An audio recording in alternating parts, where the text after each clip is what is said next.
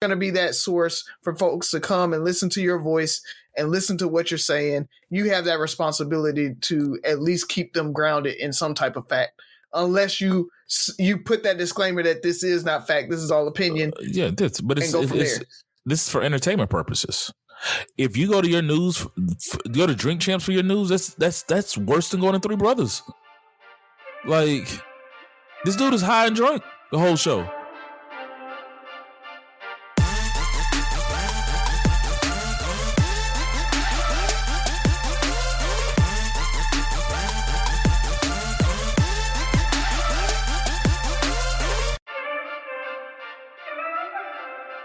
What up, as Three Brothers know since. I am Tavares Ferguson, a.k.a. Ferg, joined with my co-host, Razi and Buff. Fellas, you know what to do. Man, have y'all seen the trailers to Creed 3? Yes. I want to buy my ticket already. It's so good, bro. It looks so good. So, I'm excited about that. What was it? It went over my head, Buff, but it was Killmonger versus what's his name? Killmonger versus Kane the Conqueror. Kane the Conqueror. Yeah, bro. They almost made me go to the gym, bro. I feel like I was gonna show up to the. I want to show up to the debut to the on Swole. yeah. Cosplay that. So, man, it looks so good, though. I'm excited for that one, man. Y'all know Black Adam drops this weekend. The reviews are not looking too good for The Rock and that, but it's a DC movie, so I wasn't expecting much more than about a 5 or a 6 on a review. So, we'll see how it goes. I got tickets for it on tomorrow, so I will let y'all know as soon as I get back. I will try to stay spoiler free, but I'll let you know if it sucks or not. On that one. I'm just gonna assume it's gonna suck. I mean, DC's gonna DC it. So, but The Rock been talking cash like he's a second coming of whatever behind this movie, and I was kind of worried because maybe he's never seen a DC movie. He's been attached to it for so long, man. He's been holding out for it. He knew what he wanted to play. But it just, I'm not excited for him. I think they're restructuring the DC universe around him and around that, like this movie, but I still don't think it's going to work. They just need to reset everything, man. But, there's a they leaked the post-credit scene. And so Cable is back as Superman. Hey, it's leaked. It's out on the internet. But that doesn't mean people have watched it. Just like a show can release today, and because it's available doesn't mean you go watch it. It's a post-credit scene though, so it doesn't really matter. It's not. It has nothing to do with the movie. Buff, what say ye? Is that a spoiler? That's a shame too. It wasn't really a spoiler, but he always stops you just in time. Thank you. He stops you just in time. But then you kind of went. It was about to be a spoiler, though, right? Because you mentioned Superman, so you was about to go there. Yeah. It's a shame too, because Marvel is no longer killing it, so it's like a perfect opportunity for DC to get back in the race, and they just can't get their footing. Yeah, I just saw that the director for She-Hulk is pushing for a movie with what was her assistant's name? Madeline? Yeah, she's like Madeline. She get her own movie. No. I know. Just no. It's like the fan favorite. She should get her own movie. No. Like maybe a couple of shorts. That's like Andor and all these movies that people, they're just like, they're trying to milk the universes now. Like nobody cares about that. Like we don't want to see that. You know what I want to see? I want to see those 2 stormtroopers that were making jokes in The Mandalorian. That's what I want to see. I want to see like a buddy, the Office type thing in the Star Wars universe. That would be funny. That might be entertaining. Mm-hmm. Yeah, we got off topic somehow. Or maybe I don't even know where we started, but it is what it is. That's what happens. So, but that's all I got, man. I really didn't have much for this week. Buff, what you got for us? Speaking of movies, every year periodically I see people post that scene from Final Destination, the opening scene with the logs on the truck. Final Destination 2, with the logs on the truck, and how they say, since seeing that movie, they are afraid to ride behind a truck like that. And it made me like go back and just watch the opening scene. I think that is arguably the most intense opening scene in movie history. One of, because especially if you saw Final Destination 1 and you know what type of movie it is. So on part 2, that opening scene, you know it's about to happen. And like the whole time you're just waiting for it to happen. And the way they shot that opening scene, it's real dope. Like how they like key in, like, which car is it? Which car is it?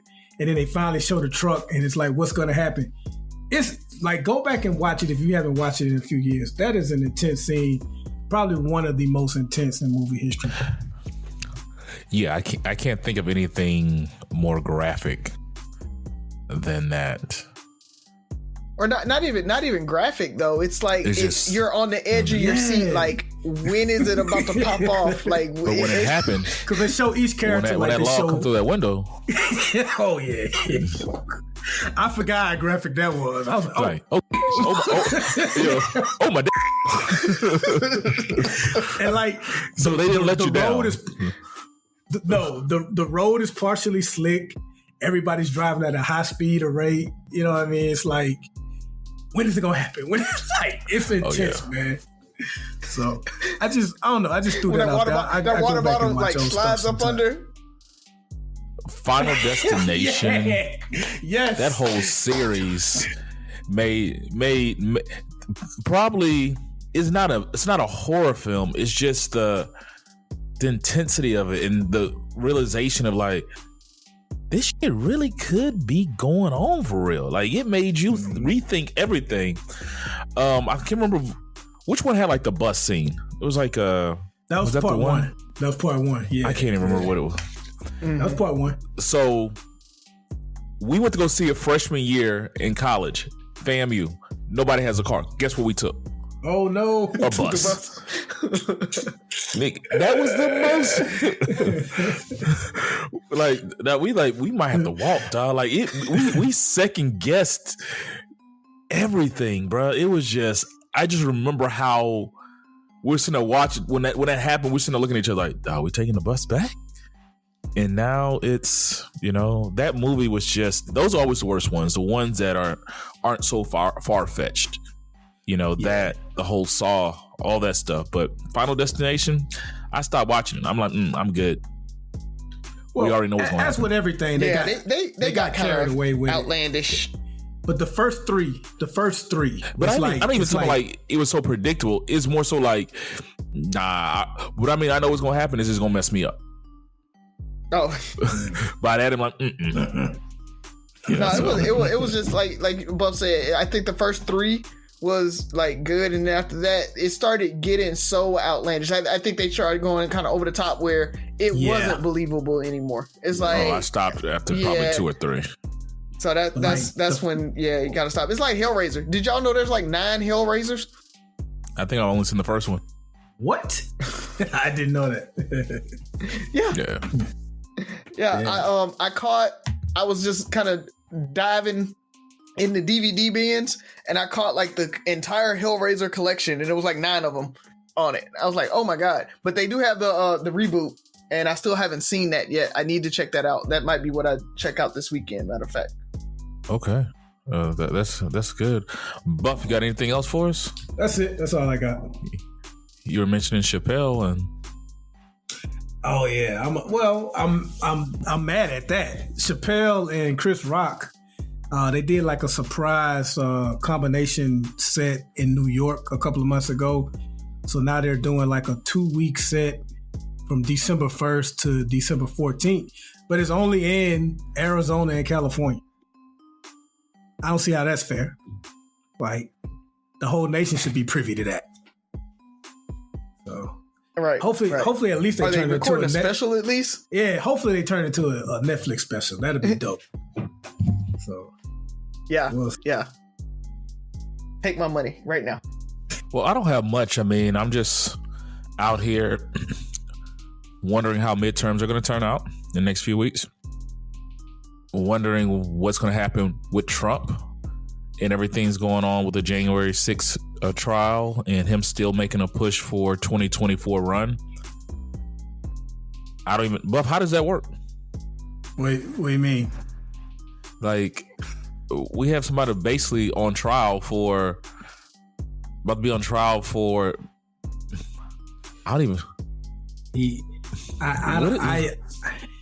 treason? Unless he I don't know what is it? Is it treason? It's not going to be treason. I think the case that the charges that seem to have the most teeth are the ones in Georgia. And that's with, I guess it's like election tampering or something like that, because he tried to coerce the Secretary of State there.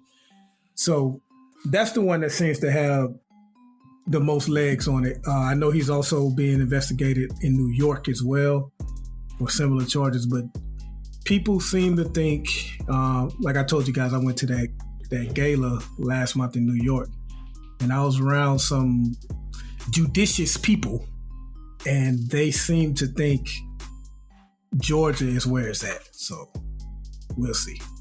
And his former lightweight homeboy, Pence. But don't bet on it. Don't bet on it, though. Pence is slowly, so like he's separating himself too, and I think he's going to try to put his hat in the ring as well come 2024. So that's going to be interesting. He shouldn't. He doesn't have to wait for it. I don't think he has the pull. He wouldn't get the nod. I'm worried about Herschel Walker. Well, that's what I'm worried about. And that Senate seat. So we'll see how that happens, because that dude is... but after Trump, why not run? Like, why? OJ might as well run. Like, it just... Early voting has begun in Georgia. And he's lost some ground after the whole abortion news broke. So Warnock is caught up in the polls, but we'll see if it's enough. We'll see. It's close. It's very close. Yeah. If the president or former president can grab him by the pussy, what's an abortion? Yeah, Republicans want that seat. And, it's a midterm, so historically low turnout in those areas that vote Democrat. So, again, we always talk about it. Midterms are coming up, or midterms are here. So make sure you go out and you vote, people. Make sure you know friends, all our listeners, reach out to somebody. Make sure they go vote. Go vote. You need to, because this country. And last thing is, I guess the early registration for the student loan forgiveness went out last weekend. Yep. So if you haven't applied, please go apply. We don't know if this is ever going to happen again. Get that money while you can. I don't care what people are going to say. They're going to talk their noise and all this stuff. And then even, I want to say, was it a lawyer out of Virginia that tried to reverse it? Because almost call it unconstitutional, because they're being at first they thought they were being forced to eliminate the loans, and then that whatever state they were in was saying they were going to tax the student loan forgiveness as income, and it said it was going to put him in a higher tax bracket and mess up everything for him. So he'd just rather pay his student loans. That's up to him.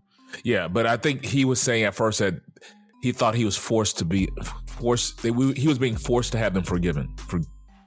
Forgiven. Yeah. So that was interesting. So let's go ahead and jump into it. I know Sophie's asleep. She's up. She's actually up. So I'll let y'all have y'all time and get Sophie on, since y'all don't like my jokes. That's cool. It's all right. Hold on. My dad works in B2B marketing. He came by my school for career day and said he was a big ROAS man. Then he told everyone how much he loved calculating his return on ad spend. My friends still laugh at me to this day. Not everyone gets B2B, but with LinkedIn, you'll be able to reach people who do. Get $100 credit on your next ad campaign. Go to linkedin.com/results to claim your credit. That's linkedin.com/results. Terms and conditions apply. LinkedIn, the place to be, to be. Hey, Fidelity. What's it cost to invest with the Fidelity app? Start with as little as $1 with no account fees or trade commissions on U.S. stocks and ETFs. That's music to my ears. I can only talk. Investing involves risk, including risk of loss. Zero account fees apply to retail brokerage accounts only. Sell order assessment fee not included. A limited number of ETFs are subject to a transaction-based service fee of $100. See full list at fidelity.com/commissions. Fidelity Brokerage Services, LLC, member NYSE, SIPC. Is that when you flew out to Tuscaloosa? We drove. Oh, my bad. You were chauffeured to Tuscaloosa? No, Haley drove me and we got McDonald's. You got McDonald's. It was delicious. And nutritious. No, it's not nutritious, but it is delicious. What do you get from McDonald's? I got fries, chicken nuggets, and a McFlurry. Okay, and what dipping sauce do you with your fries? I mean, your nuggets. Tangy barbecue sauce. Yeah. I like that. I respect that. All right. I heard you have a joke for us today. Yes I do. Okay. Like every week. Like every week. We ask for it every week, but sometimes your dad tries to hide you from us. You took me away. That was all you. Yeah. Well, you must find the joke. We lost it. We lost it. So what if I can't spell Armageddon? It's not the end of the world.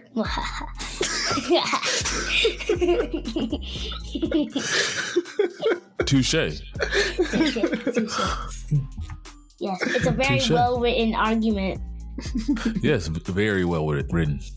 I'm proud of you. Thank you. All right. Love you, baby. Goodbye. I bid you adieu. Love you all. I will be back. Love you all. Who's up first today? I don't know. Who wants to go? Buff? Would you go? When was the last time you went first? Not sure. I'll go. Okay, yeah, I'll go first.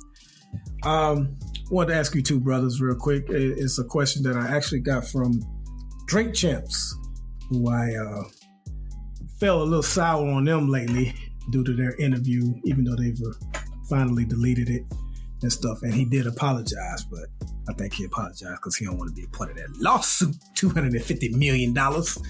But anyway, it's a question that I think they ask their guests every episode, and I want to ask it to you guys. Loyalty or respect, and why? Whew. That's a hard one. I'm gonna say loyalty for me. You don't have to respect me, or I don't need respect from everybody, but I do need loyal people in my corner when times get hard, because I've seen a lot of people that have respect, and as soon as it hits the fan, or as soon as things don't go their way, people disappear, right? Like, I mean, we look at folks like Andrew Gillum. That's a perfect example, right? Like, his camp disappeared as soon as things hit the fan. But you got those loyal people, those folks that will ride with you, that's always going to ride with you. And so respect comes and goes, loyalty stays. And so that's why I rock loyalty all day long. You have a pretty good argument. I mean, I was hell-bent on respect initially because I feel like it's one of those things. Respect is something that on a day-to-day basis sets the standard. You know, relationship, friendship, that respect is what makes it last. Loyalty is tested during the bad times. So we've been friends for 20 plus 30 years. You know, we respect each other. Our loyalty is rarely ever tested, right? And so it's a tough question now. The more I think about it, because you want the people around you to love you, you know, and respect you. But I don't think there's any worse feeling than to look up and have nobody in your corner. When you think the people that are here to rock with you abandon you, that's that hurt. You know, now if they never have a reason to abandon you, I think I'm gonna have to go with loyalty then, because I think you've seen so many great people fall when the loyal people leave them. Yeah, your Mike Tysons of the world, that as soon as he lost the folks that was keeping him. Hell, Kanye. You know? But when I think about it, loyalty is more about you. Respect is more about me. You're loyal because you're a loyal person. You respect me because of me, who I am. Like, if you're just loyal, you're just loyal. Does that make sense? Mm-hmm. God, that's a good question. Yeah. Because in life you want both, right? That's what makes it such a hard question. It's an either or when you really want both, right? You want to be respected because disrespect is something that you're not going to just kind of take and be like, okay, cool. Yeah. I'm cool with the disrespect, but at the same time, if you don't have that loyalty in your camp, like, it's hard. Life is hard, but for those folks that never, like you talked about, we've been friends 30 years, but we never been tested, right? But if you've never been tested, you don't even think that loyalty is a big deal because you've never just been tested, and their loyalty hasn't been tested. So like for me, I've had those down times where loyalty really has been tested with friends and stuff like that. Yeah. And so that's why it hits so much more for me. I can go, I mean, and let's be honest, I'm the nerdy, geeky kid. Respect wasn't never like something I'm like, oh yeah, I automatically got anyway. So I always had to fight for that respect and try to gain that respect anyway. So it didn't come to me automatically. But I'm rocking with the loyalty piece. Yeah, I mean, I love y'all because y'all are loyal. Like, we've known each other, and like I said, the loyalty's never been tested. I'm not even saying never been tested, because I mean, we could have definitely went our separate ways years ago, or whatever the case may be, and we've been in each other's corners when need be. Mm-hmm. You know, when you thought other people would be there, that's when you really see it. So, like you said, respect is a nice to have at the end of the day. And I think it depends on who you're asking that from as well. It's hard to be in a relationship, especially an intimate relationship with somebody who doesn't respect you. You know, being married without respect is tough. It's not even disrespect. It's just a lack of respect. It's tough. But, you know, everybody loves you when you're winning. Everybody loves a winner. Until you take them to Applebee's. Then it's all over. I saw that. That video. Yeah, that was... Yeah. Oh, my God. We're not even going to go there. Buff, what you got for us? What say ye? Before I answer, what season of The Wire are you on, Ferg? I think I'm season 3. I've had a lot going on. So, all right. So I'll use Game of Thrones. I'll use Game of Thrones then. I'm gonna go with loyalty, and I'm gonna go with loyalty because in most cases, I think with loyalty. I think you can have respect without loyalty. I don't know if you can have loyalty without respect. And I think the respect is kind of built into the loyalty because respect can be fleeting in some instances. Like, you can unknowingly disrespect somebody. You may go too far and tell a joke or something like that. Hey, and if that's your homeboy, hey man, I don't appreciate that. Or you was offended by that? That's my fault. I didn't know. I thought we was having a good time. Didn't mean that's my bad, bro. You can kind of clean up disrespect. Betrayal, which is the opposite of loyalty to me, you can't really come back from that. I mean, you can, but it's much, much more difficult, if not impossible, to come back from that. So, and I was going to use a Wire example, but we'll go with Game of Thrones. If you haven't watched Game of Thrones, spoiler alert, as usual, we'll skip the next 20 seconds. But I think Cersei respected Ned Stark. I think she respected his son that they was going to war with. Mm-hmm. But she wasn't loyal to him, and it stopped him from getting murdered by her or Joffrey or whatever like that.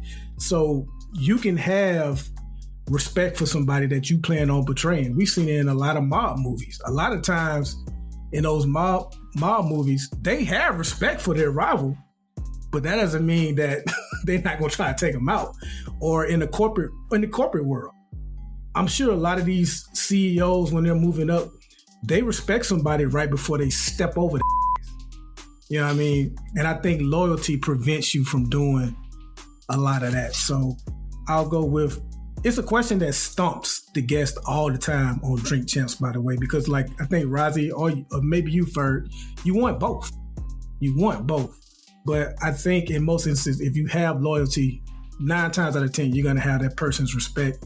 Final point, at your vow renewal, I kind of thought about this question at your vow renewal, Ferg, because you kept stressing to us the people that were in your wedding party, from me to your groomsmen, were all people that have been loyal to you and that you respected, that you leaned on them for one reason or another. So that example is where you had both. And just something I wanted to think about, man. Because it stumps the guests all the time on Drink Champs. You're right. You can come back from a disrespect because you never know what somebody's going through or whatever. But loyalty is loyalty. And I don't have to respect you to be loyal. Like I said, I can just be a loyal person. Like if I rock with you, like if we've been through enough together, I'm just a loyal person. You know, when we were at war, you know, when we were in Afghanistan, I was loyal to the squad. Did I respect everybody? Nah, man, that was a great question, Buff. I mean, I can honestly say that in a perfect world, we want we want respect, but I think at the end of the day, we need the loyalty. The loyalty is what really gets you through. And so, like you said, because I've been blessed to have some loyal friends and family members that have helped me through thick and thin, including you two brothers. And I don't know what I'd be without you. So, I'm gonna say, who's it on next? It's on me. Mm-hmm. Crazy thing is, we had a post last night. So this is Thursday night. There was a post last night about remembering our childhood and the sounds of our childhood. That video had me rolling because I literally had a question very similar to that video. So I forgot what I was doing or what I was saying, but I think I was watching a video and it made me think. So my question to you guys is, what are the things or events from your childhood that you wish that your kids could experience that no longer is relevant today because of the lessons? You might not have learned the lesson then, but it was, you see the value of it now, or just the joy from those moments that we just no longer have. A good example is movie night, going to Blockbuster night, going to, get in the car, going to rent that movie and all that stuff. So that's just an example. And what do those things teach you in the long run? Just sitting in the car for an hour and a half, waiting on your mama to come back outside. Count. That's I don't know if that was just me. I don't know. I was gonna say something similar. Actually, I'm about to run here and pay some bills. Roll the window down. Roll the window down. That's it. Yeah. And we didn't have iPads. We didn't have nothing. Yeah. You just in the car. Like you might take a nap. It's whatever. Even to the point where the best time is if you prep for it. Like if you got in a car and y'all were going somewhere, you might be able to get a book, the little handheld games or something like that. But when it's like they picked you up from school or something and you had no time to prep. Like we about to go to Gaffer's. We gotta go pay this card. My bad. What took them so long? I never knew what took them so long, though. That's the problem. Like They had to like start shopping and stuff. Ain't no way. What else you got for us, Razi? Y'all can just jump in. It's not a one. It's open conversation on this one. You talked about the blockbuster thing, but it's something to be said about like just tangible things, right? Like we used to go to the library and spend hours just in the library reading books, like looking for books and all of that. And my kids, they have easy access to everything, right? They want a book, they can go on Go Pebble or I can't even remember what the little thing is for the school and basically download an ebook anytime they want to.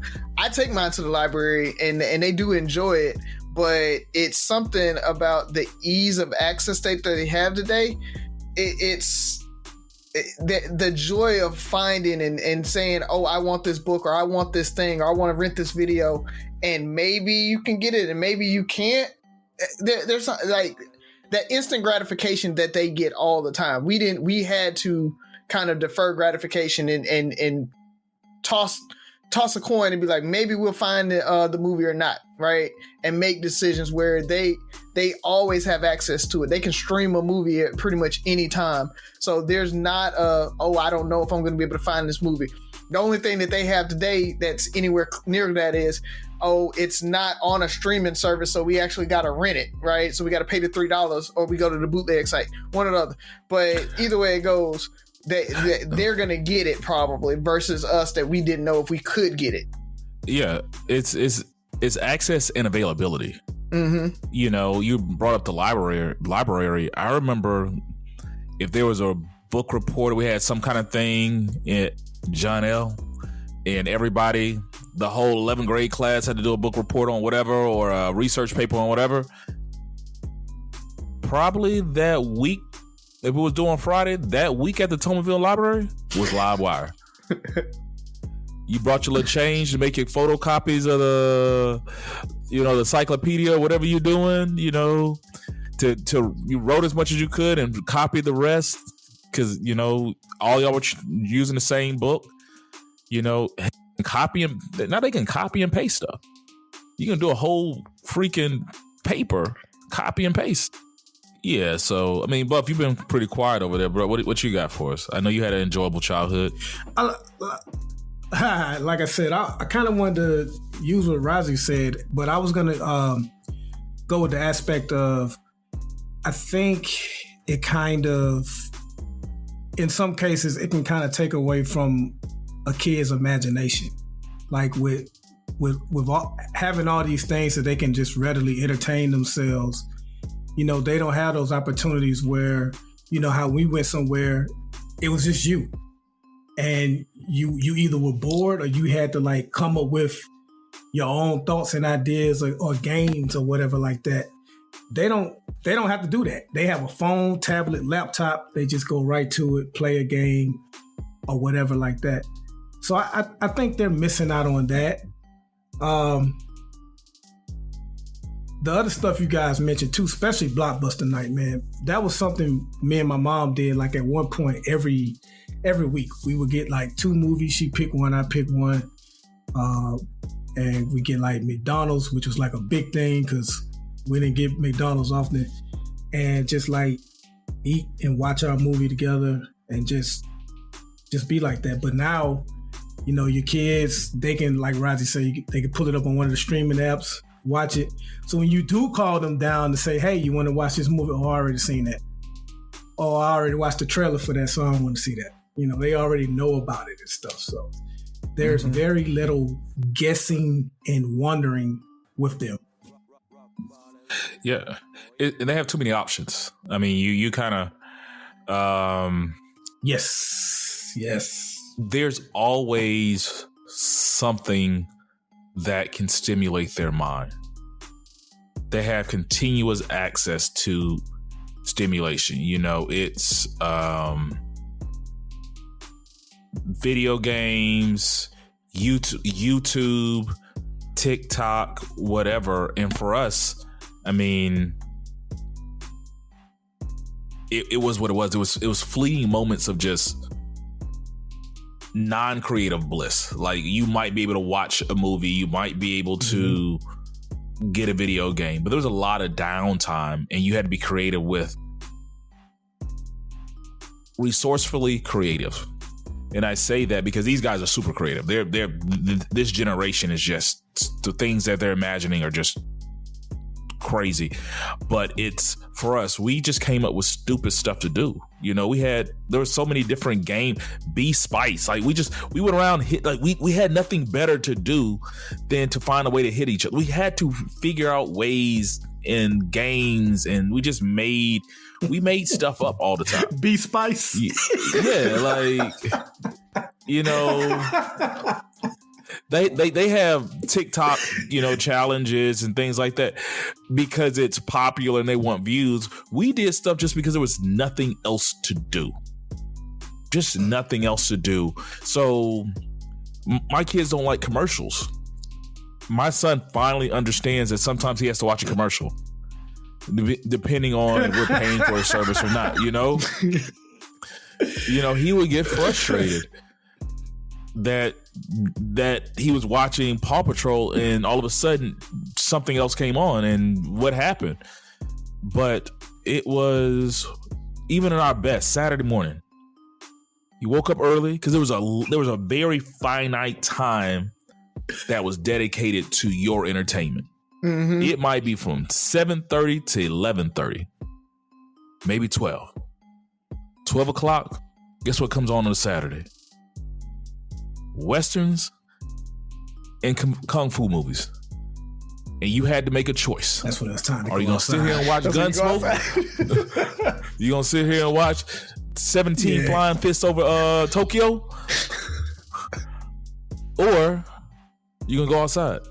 Because at this point, there's nothing else to entertain you for the rest of the day.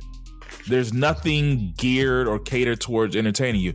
And you might have a video game, but because our parents were that whole electronic craze was so new to them, you weren't staying in the house all day to play video games.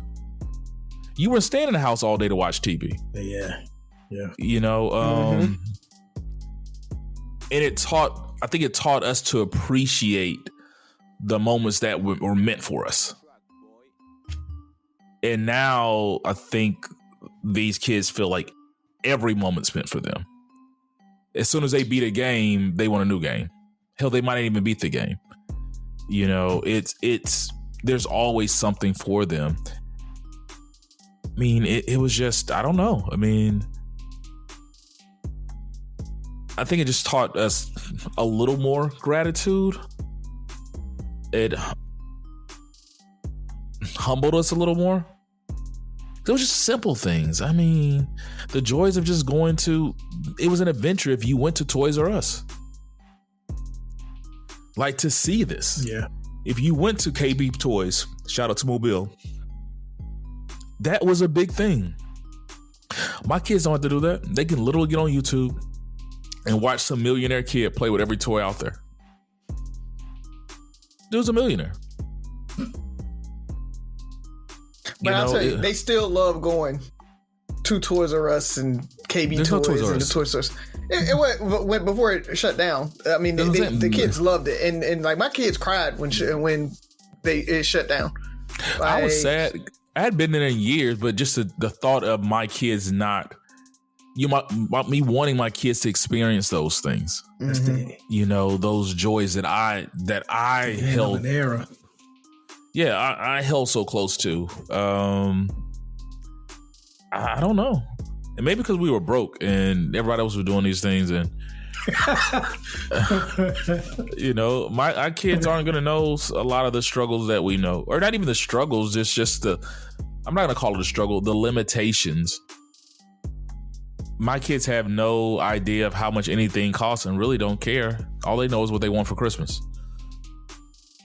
But did we back then at that age? I was always mindful, dude. I didn't like asking. You know, I knew I couldn't get the most expensive thing. Yeah.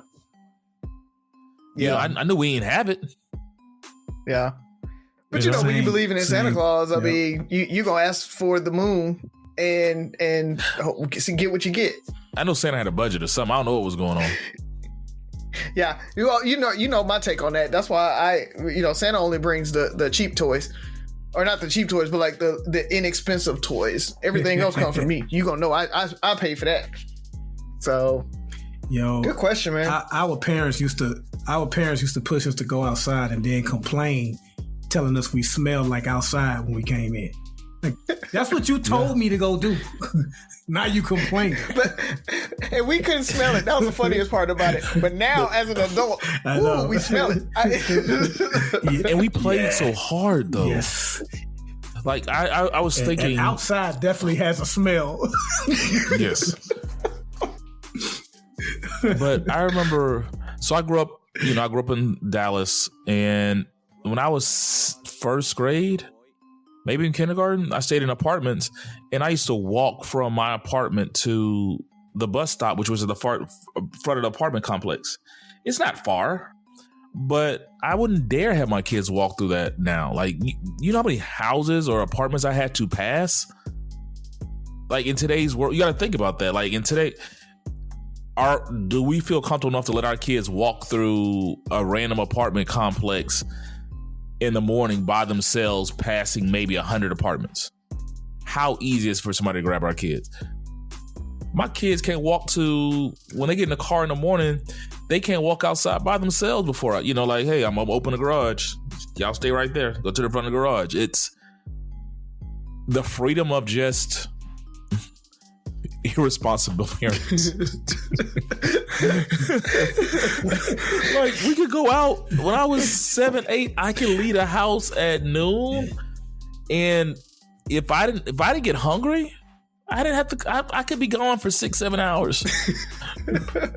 Maybe I'm exaggerating. Maybe it was 2 hours. In my mind, it was, I'd come in and get some water, peeing outside. I didn't even come get water. I can go get out of the fire hydrant. I might come get a snack or whatever, but let Byron and Mama fix a snack, and I don't got a reason to go home. By dusk, Maggie might come out there and be looking like, Tavares, I just saw your mama. All right, let me go over there. And you just had this internal clock that you knew it was time to go home because it got dark. You might as well stay out. Can your kids go out like that today? I try. I want my kids to. I'll let them go out front, like, but I yard. In the yard, in the front yard, like the street right in front of me. I'm slowly getting to the point where I'll let them go in the neighborhood, like, so they can walk up the street. They got a friend that's like two or three houses up the street. I'll let them walk up to that house. But that's about as far as I'll let them go right now. But I'm trying to get them there. I'm really trying to get them there to where they feel comfortable. And you got to think, I got a pack. So, Reagan stays here after school. Between Reagan, Ollie, and Sophie, it's 3 of them. I'm like, y'all go. Y'all got each other back. Just watch each other. So, yeah, all of them are older than my oldest. Yeah, that too. Yeah. So you'll get there eventually. All right, fellas, let's go ahead and close on out then. Well, I got my question actually. I thought you had your question. I was gonna say, yeah, Razi got one. No, I haven't done mine. So, Buff, you talked about drink champs earlier and how we kind of writing them off for a little bit from if you guys don't know, the listeners don't know, they invited Kanye West on again, and Nori let Kanye West be Kanye West and say all kind of crazy stuff, didn't challenge them or whatever. And so what I wanted to ask you guys is, based on that, Nori kind of said that I'm not a journalist, right? I don't have that journalistic kind of integrity that I have to keep up and all of that. That's not really my job. We smoke a blunt, we drink, and we just chop it up or whatever. And I wanted to ask you fellas, as podcasters that are kind of growing, I mean, we got commercials now, so we big enough to have commercials, big time. But as podcasters, but not as journalists, do or should we kind of uphold some type of journalistic integrity? And is it okay for like podcasters to kind of hide behind that I'm just a podcaster thing to give folks like Kanye a voice or a platform to spout this craziness that they do, or is it, freedom of speech and we should let everybody have a platform and let it kind of go? I just wanted your thoughts on that, because it's getting to the point where everybody has a platform and this craziness is happening, and that's kind of degrading us as a society. So probably a little loftier question than we're normally used to, but I wanted to kind of get it out there. Well, one of the things is he actually did say he was a journalist at one point. While saying all the other stuff you said, that he's not responsible, this, that, and other, he's like, but I'm a journalist, and he kind of got checked on that. And my biggest issue with Nori was him bragging about the amount of listens he had at first, saying he had more listens than the NFL games. And then once that lawsuit came, he walked it back. With that said, I will stand by the fact that only journalists have an official, I'll call it an official responsibility to, check their guests, fact check them on the spot when they can, and, editorially decide whether or not to put that said interview out there or not.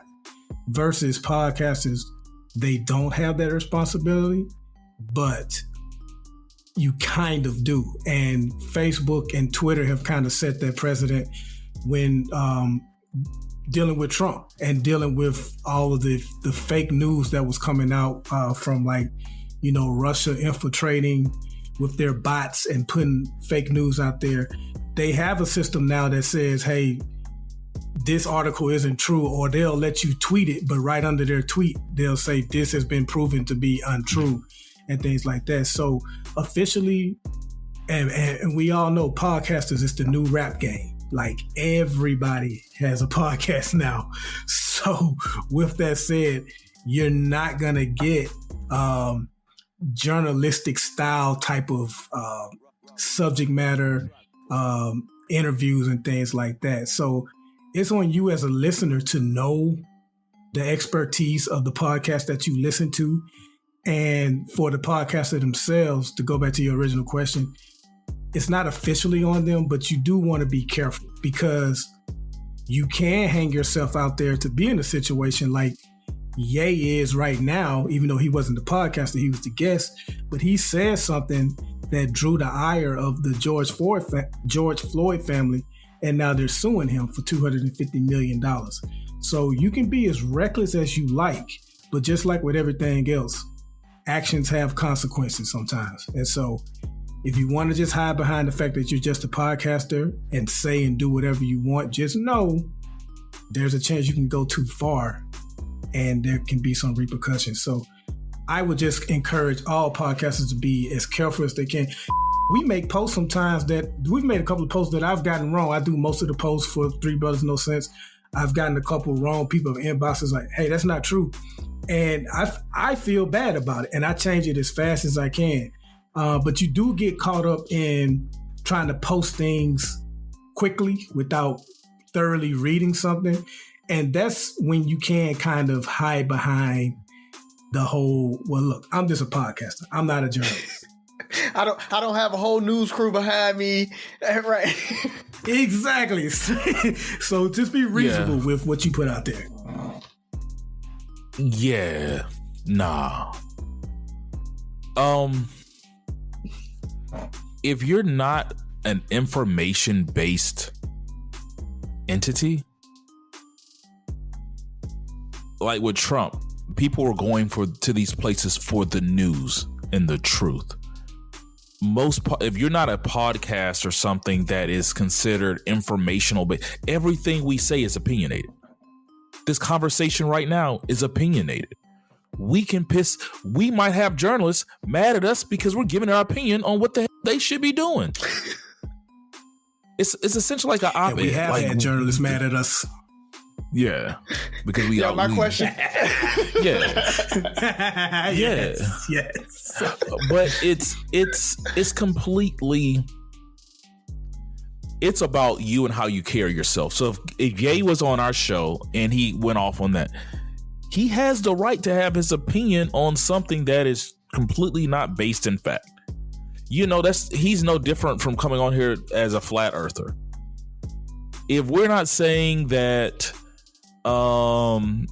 we're here, get your latest news and updates and all this stuff, and we're putting out, I don't think you have the same obligation to do that. Now, as grown men, grown black men who definitely different opinion to what Kanye said, we like to live in fact-based world on a lot of stuff, you know, when there's slander and stuff like that.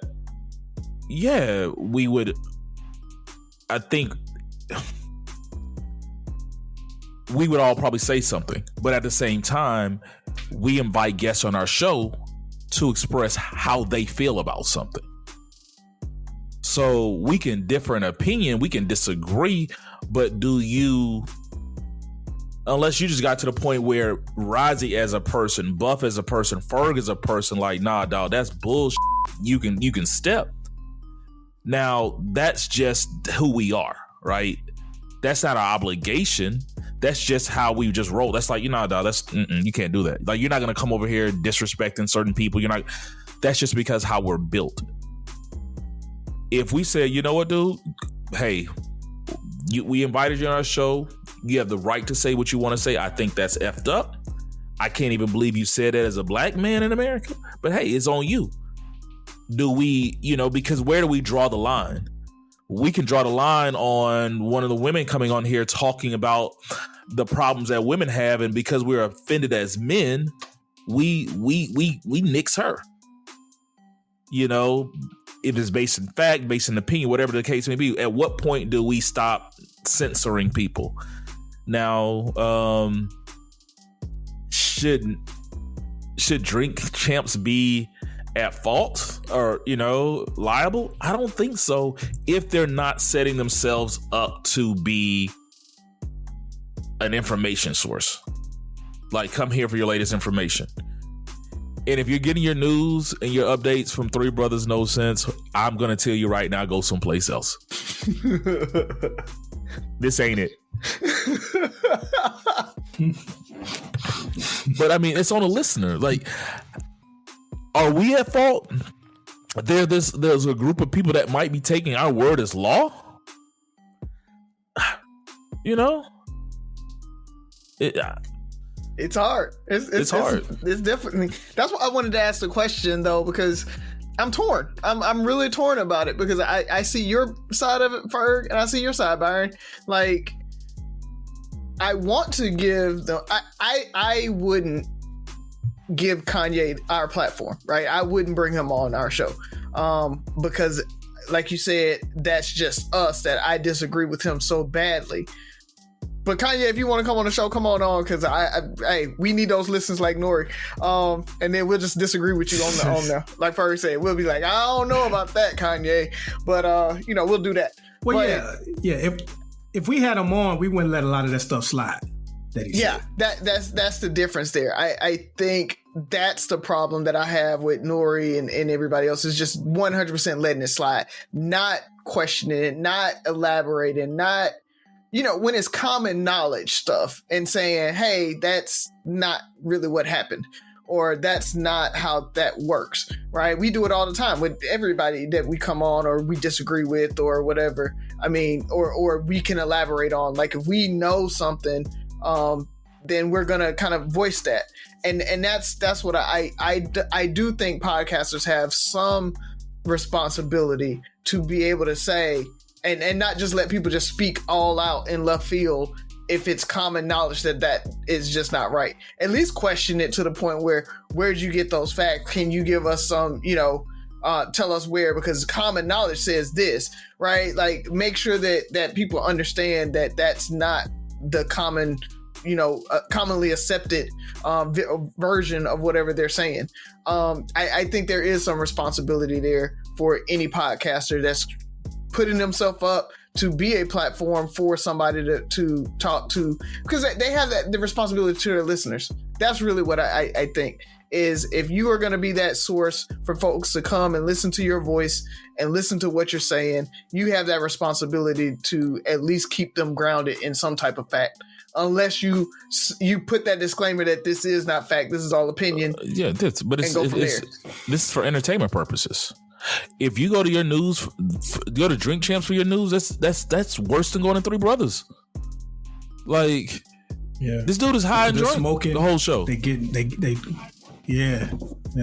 Like, so my thing is, what do you expect? It's almost, what do you expect from grown men who kind of live by their own? They're literally smoking and drinking in front of everybody. So it's caution is thrown to the wind. Like, it is what it is. We censor ourselves because we all work a 9 to 5. These guys don't work a traditional 9 to 5. What would we say if we were single and didn't work a 9 to 5? True. Like, how different would our show be? We say, it's the fact that we have to figure out what the hell we're going to say. They don't have that. And that, you look at your source.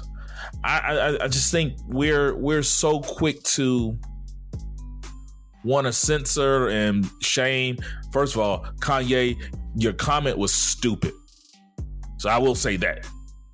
Stupid, insensitive, whatever. I can't even believe that was said. But it people are never happy. People are never happy.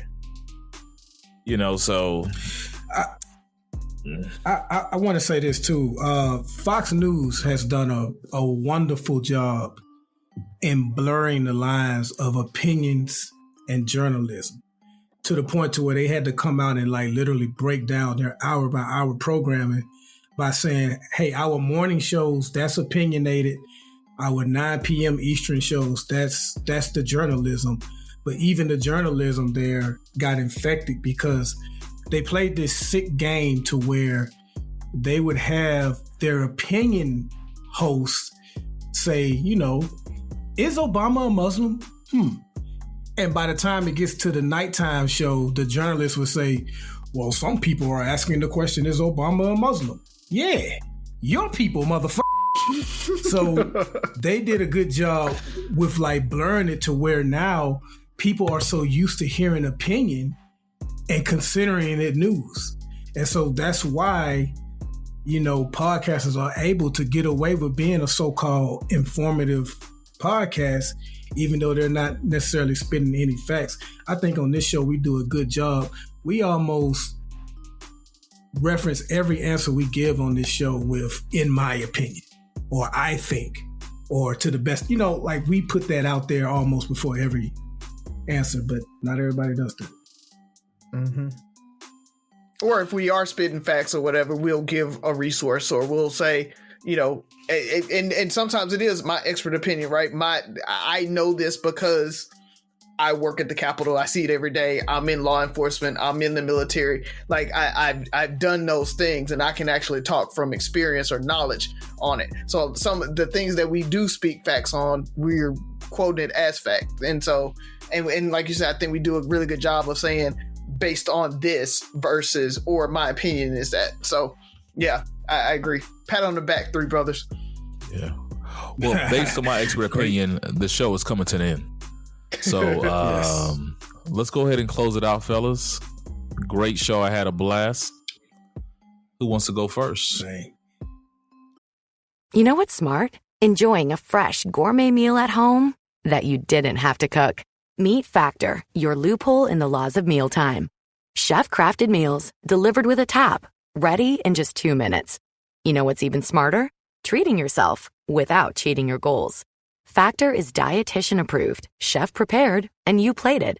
Pretty smart, huh? Refresh your routine and eat smart with Factor. Learn more at factormeals.com. This episode is brought to you by Abercrombie. Build your fits of the day with Abercrombie's newest denim drop. Here's where to start. Abercrombie's 90s straight jean goes with any shirt from tees to sweater polos. Super versatile. Their loose and baggy jeans are more trend forward, so you can grab those and go out with your friends. Abercrombie's denim fits come in a range of washes. Build your looks around Abercrombie denim. Shop online or in store. I'll go. We started out talking about the midterms. I can't remember if that was recorded or if we talked about it offline. But either way, I have OD'd on debates. I've been like a political nerd the last 3 days. Like I've watched Ferg. I watched your gubernatorial debate between your governor and Beto. I watched Marjorie Taylor Greene debate her opponent, the Lieutenant Governor Mandela versus Ron Johnson in Wisconsin. I've watched like maybe 6 debates. The one in Florida, Stacey Abrams, Oklahoma, and Kemp. Haven't watched that one, but I did watch Ohio when I think Tim Ryan called TD Vance a kisser. So I said all that to say that midterms are coming. Early voting has begun in a lot of states. We always hear that this is the most important election. We always hear. I get it. It's an overused line. So I won't say that. Here's what I'll say. We saw what the former president attempted to do and the lengths that he attempted to do it with the 2020 election, to where he literally tried to steal it. And I don't mean like literally try to steal an election, steal it. So, and in break in your house and steal it. Like, yes. I don't think people understand. Like, this dude, it was breaking and entering. It's not like on paper he tried to steal it. This dude literally got a trust. Like he ain't even. He wasn't trying to Debo it like on Friday. He wasn't like trying to, like he was trying to like sneak and just steal it and say, what? I ain't taking, what? Not me. But in our don't opinion, think that's over. Because they have been putting people in place in these different states that, 2 or 4 years from now, if they're in place, they may uphold a person that's willing to steal an election. We may not have Secretary of States like the one in Georgia or the one in Arizona that's willing to stand up to a president and say, no, I'm not doing that. This is the count. The count is what it is. So not going to say it's the most important election of our lives, but just know if you care about integrity of elections, if you care about voting, then you will get out there and cast your ballot and put who you think are the right people in these positions. It's not just presidents and senates and house people that you got to worry about. You got to worry about your state electors, your governors, and all of those people like that. So get out there and vote. It's coming up in a couple of weeks. Yep, definitely. All I got, man, is this is the last time that you guys will hear me talk about shopping style, because it will be happening on the 30th. So this is the last episode you guys will hear me talk about it, but definitely go out, grab your tickets. If not, if you can't make it, we'll definitely be sharing the silent auction link. So you can always go on there and participate in the silent auction, even if you don't attend the event or watch it virtually. But it's going to be a great event. There's some awesome stuff in the silent auction. We were just talking about this Bali trip. I'm trying to get 8 people so we can go in on it. So yes, we have a trip to Bali in the silent auction. There is a signed glove by Mike Tyson. There is we've got Michael Jordan and Tiger Woods signed things. We got a Kobe signed like 3D mural on there. There is some cool sunglasses. We got a Telfar bag. Anybody, ladies, if you know how hard it is to get one of those bags, we have one of those on there. So the silent auction is going to be dope as I don't know what. So make sure if you can't attend the event, then you come to the silent auction and participate in that. Get you some good stuff. But with that, man, that's all I got. Make sure you post a link to the auction and let people be able to buy tickets. If you can't participate, you can buy a ticket. Yep. Okay. My segue to this is actually perfect. Who asked a question about loyalty or respect earlier? And was that you, Buff? That's Buff. Well, you're 2 for 2. Yeah. So we were the way you closed talking about the midterms and the way you talked about loyalty and respect. And whoever brought up Herschel Walker earlier as well, that is a proven. Herschel Walker proves that. I guess there's no question. Loyalty is better than respect, because the Republicans, I can tell you, they do not respect that guy, but they are loyal to the party. And I know how we always say, we're not telling you who to vote for. We're not telling you should vote Democrat. We want to take the high ground. Buff just said, go out there and vote for the best candidate. I can't believe I'm saying this, but don't do that shit. Go to the polls, close your eyes, and vote Democrat. It doesn't matter. Because, I mean, we have to learn how to play the game. The Republicans have shown us that for the last few elections is not about respect, and that's how they continue to win. Their people are loyal to the party, and we're not as loyal. You know, we might stray, we might split our vote, we might not vote, because guess what? We don't respect the candidate. We don't respect the election, and we lose. So you'll never hear me say this ever again, but go out there, be loyal to the Democratic Party, go waste your vote. So I'm not saying you're always gonna make the best choice, but in the grand scheme of things, the stakes are too high to let them gain any ground. Not because all Republicans are bad. It's because when it comes to the long game, like Buff said, there's things that can be in place where you need somebody who's going to stand up and not fall for the shenanigans that another Trump or whoever might pull. In my opinion. DeSantis. Yes. So this is Three Brothers No Sense signing out. 6 Rules of Podcast. Listen, like, share, subscribe, comment, vote Democrat, and most importantly, listen again.